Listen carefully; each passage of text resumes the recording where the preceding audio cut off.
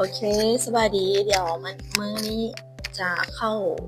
มาตัวบทเรียนวรรณคดีต่างประเทศก็คือวรรณคดีอังกฤษแล้วก็มาลงเลิกเกี่ยวกับนักประพันธ์แม่นบ่ที่มีชื่อเสียงของอังกฤษแล้วเพิ่นยกมา1ท่านที่ว่ามีผลเด่นว่าซั่นซะก็คือนักประพันธ์วิลเลียมเชกสเปียร์เนาะเฮามาเบิ่งนำกันเทื่อแล้วนี้เรียนไปแล้วบางจุดเกี่ยวกับการประพันธ์ว่าท่านวิลเลียมเกิดวันที่เดือนปีใดเสียชีวิตปีใดแล้วรวมอายุได้จักปีผลงานต่างๆของเพิ่นมีหยังแดเนาะให้พากันเบิ่งคืนโดยที่เบิ่งสรุปเป็นแผนว่าช่วยเจอหั้นแล้วมื้อนี้จะมานำเสนอเกี่ยวกับเรื่อง Hamlet เปิดปึ้มไปเนาะหน้าที่123รู้แล้วว่าเรื่อง Hamlet เป็นบทละครโศกไผเป็นผู้แต่งแต่งขึ้นปีใดปี1601แล้วก็เป็นเรื่องที่เด่นที่สุดกว่าหมู่ของบรรดาบทละครคันเขาเจ้าถามว่าผลงานที่เด่นของท่านวิลเลียมเชกสเปียร์นี่นะแม่นเรื่องหยังบทละครตอบไปโลดเรื่อง Hamlet เนาะออกเสียงให้ถึงได้จนอย่าสิเป็นอันอื่นโอเคเนาะแล้วเฮามาเบิ่งนำกันบัดนี้เรื่อง Hamlet โดยย่อเดี๋ยวอาจารย์สิเว้าสู่ฟังแล้วก็ตั้งใจฟังโดยย่อโอเคท้าวฮัมเล็ตแล้วเป็นองค์ชายแห่งประเทศเดนมาร์กในขณะที่กำลังเรียนอยู่มหาวิทยาลัยวิสเทนเบิร์กก็ได้รับข่าวให้ก็คือพาราซาผู้เป็นบิดาหรือว่าเป็นพ่อเราหาก่อสมณคตก็คือตายเนาะบ่ทันได้ฮอด2เดือนแต่ว่าผู้เป็นมารดาก็คือแม่นางเคอตุดก็ตกลงปลงใจแต่งงานกับโคโลดิอุสผู้เป็นอาวที่ว่าขึ้นครองราชหรือว่าครองราชบัลลังก์แทนตอนกลางคืนมื้อหนึ่งวิญญาณของผู้เป็นพ่อ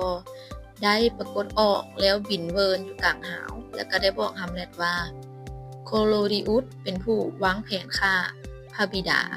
ก็คือฆ่าเรานับตั้งแต่มื้อนั้นเป็นต้นมาท้าวฮัมเล็ตแล้วก็เกิดมีความเครียดแค้นเบื่อหน่ายชีวิตฮัมเล็ตก็ทำท่าเฮ็ดเป็นคนบ้าเพื่อหยังฮู้บ่เพื่อติดตามแล้วก็ซอกรู้ความจริงแบบแกล้งบ้านะเพื่อบ่ให้คนอื่นสงสัยฮัมเล็ตก็ได้ทำความลึ้งเคยกับบรรดาการลอบสังหารโกนตาโก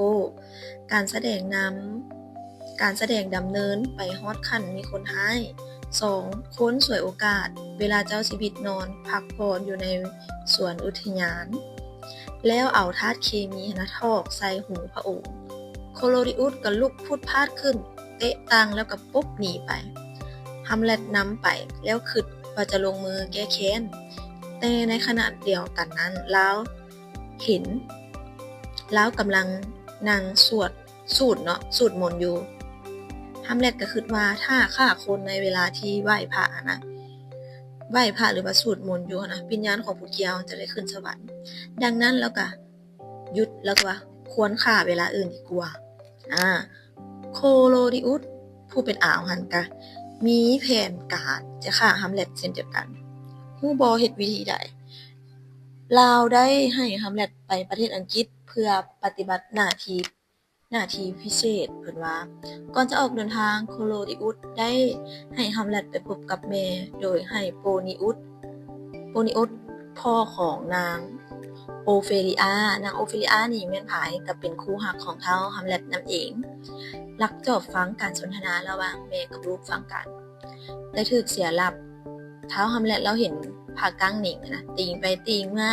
แล้วคิดว่าแม่นโคโลดิอุสก็เลยเอาดาบแทงจนตายแต่ในตัวจริงสัมผัสแมนโปโลนิอุสฮัมเล็ตก็ขี่เรือเดินทางไปประเทศอังกฤษฮอดกลางทางเราจึงลักไขหีบเบิ่งหนังสือและก็ได้พบกับข้อความที่โคโลดิอุสเขียนว่าให้เจ้าเอาชีวิตอังกฤษประหารชีวิตฮัมเล็ตแล้วก็เปลี่ยนเนื้อในหนังสือทันทีหลังจากที่เห็นแล้วก็โตนกลับมาคืนแดนมากนางโอเฟลียก็รู้สึกเสียใจว่าที่ท้าวฮัมเล็ตนะปะตนทิมตนเนาะสืบต่อและก็เสียใจที่พอถูกฆ่าเลยเป็นบ้าตกน้ำตายเอาซื่อๆลาเตอร์อ้ายของโอเฟลียบัดเนี่ยมีความคิดเครียดแค้นต่อฮัมเล็ตได้บัดนี้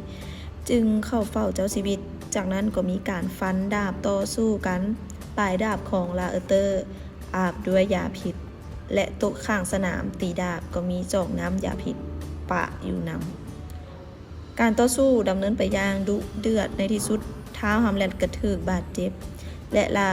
เอเตอร์เฮ็ดดาบหลุดมือและถูกแทงด้วยดาบมียาพิษผู้เป็นแม่ก็นั่งเบิ่งแล้วก็ยกจอกน้ำยาพิษมาดื่มท้าวฮัมเล็ตและลาเอเตอร์จึงหู้เมื่อว่าเหตุการณ์ต่างๆที่เกิดขึ้นนี้แม่นย้อนโคโลริอุสนั่นเองแต่เวลานั้นฤทธิ์ยาพิษก็ได้ขึ้นหน้าแล้วก่อนจะตายฮัมเล็ตก็จะได้เอาดาบที่อาบยาพิษไปสังหารโคโลริอุสส่วนแม่ของฮัมเล็ตก็ตายย้อนจอกน้ำที่มียาพิษที่เรากินไปนั่นเองบทละครก็สิ้นสุดลง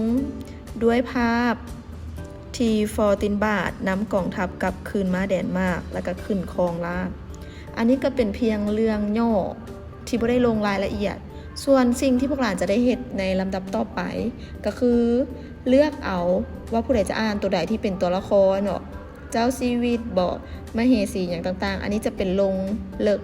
เกี่ยวกับเรื่องฮัมเล็ตตอนคัดตอนมีชีวิตหรือบ่มีชีวิตอยู่หน้าที่125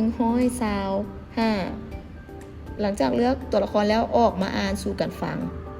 โอเคให้ฟังเด้อบ่แม่นให้นอนเนาะหลังจากที่ฟังแล้วก็ตอบคำถามที่อาจารย์มีให้ประมาณ 2-3 ข้อตอบใส่ปึ้มมาส่ง